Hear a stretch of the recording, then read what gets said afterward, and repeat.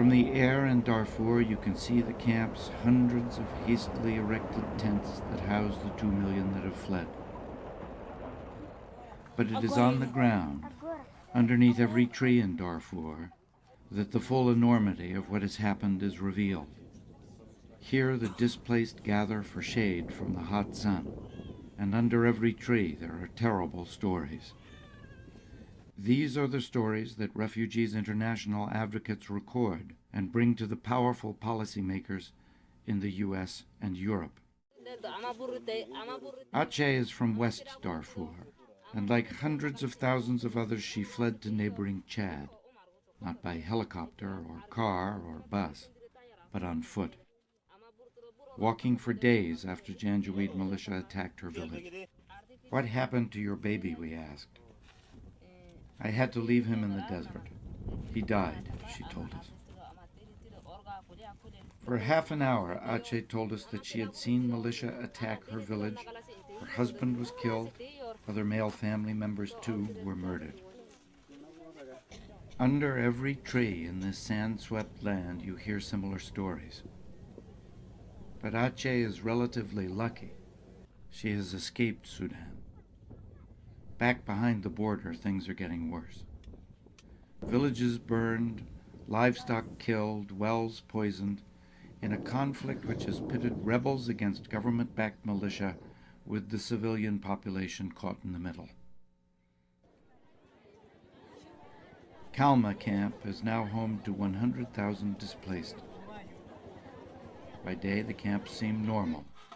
People pump for water. Children make toys from the sand and plastic bags, and markets flourish. However, this normalcy is deceptive. Both inside and outside the camp, rape is commonplace, and women are attacked when they venture out for firewood. Local Sudanese medical staff fear they will be arrested if they treat a woman who says she has been raped, and some have. Humanitarian groups trying to provide assistance to survivors of sexual violence have been repeatedly harassed. Few women are brave enough to face the stigma of rape and speak out about what has happened to them. Noura is a 22-year-old woman from Baba village. It was attacked in August 2004. 15 people were killed, including her father and uncle. Now the oldest of 10 children, she has to support the whole family.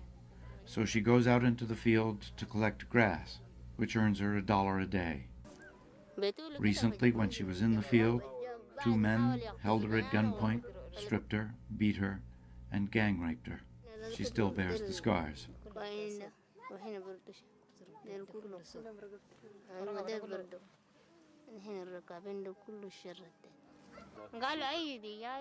I can't stay outside the camp just because I'm afraid. I must go out. I need money for the children. Her friends say now she will have trouble getting married.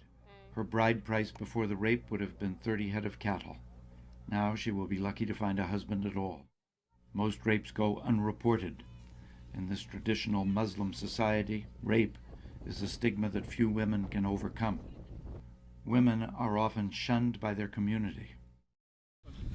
Ahmed Abbas is a Darfurian who fled to Chad after the Janjaweed attacked his village.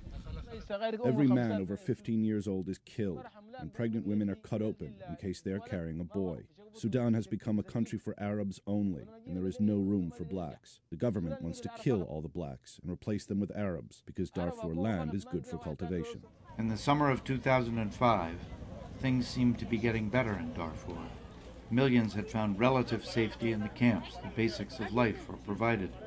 Though hardly any life at all, people at least feel safer. In Labado and Darfur, villagers started to return, even though their homes had been decimated and families brutally attacked. The arrival of the African Union force gave people hope that they might return, hoping to plant their fields once more when the rains came. But as Darfur slipped from the international headlines, the violence erupted again. How many children to the class you are counting? As Kofi Annan stated in January 2006, Darfur is descending. The situation is getting worse, not better. The Bush administration has labeled what is happening here in Darfur as genocide. But there are no Western troops here on the ground. The only thing that stands between the government of Sudan forces, their militias, and the rebel groups is the African Union mission in Sudan. As the UN debates when, how, and if to send a UN peacekeeping force to Darfur, the AU force has little of the modern weaponry needed to protect the defenseless populations.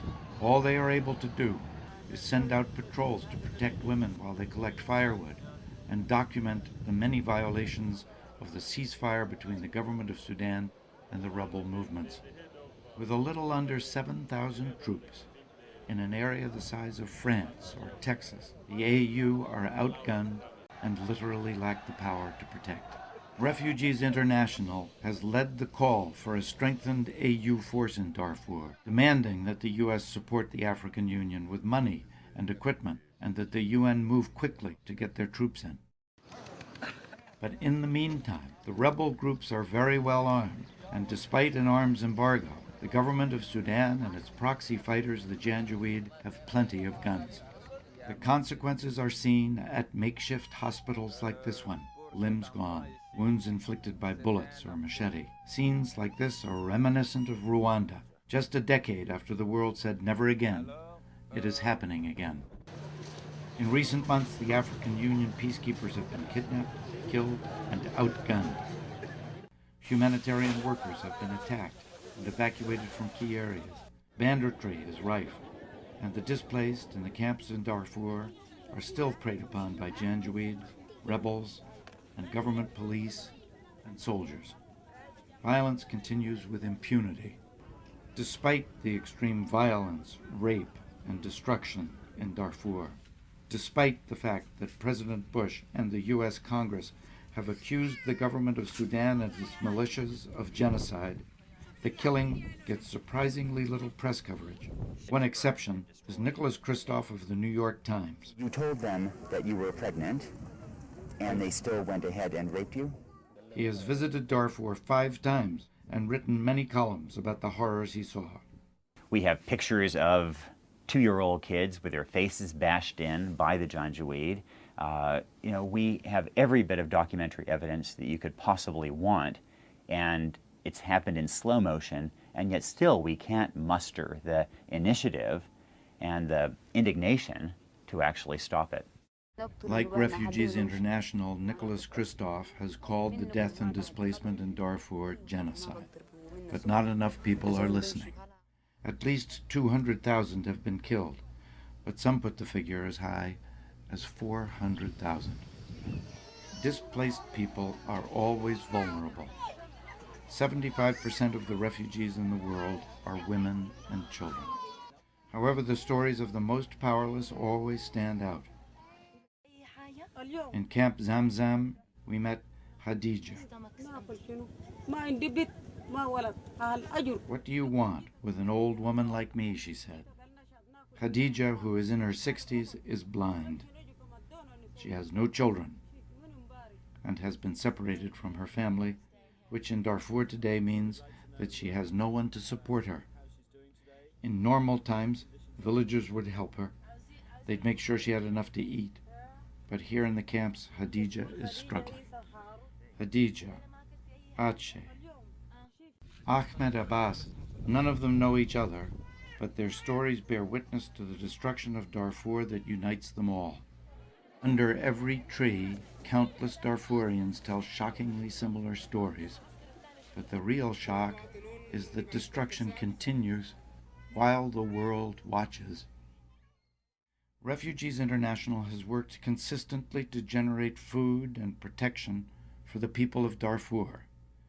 It has pressed the African Union to expand its peacekeeping force and urged the U.S. to provide more help, to act, not just talk, about the need to stop genocide. Genocide must not go unchallenged.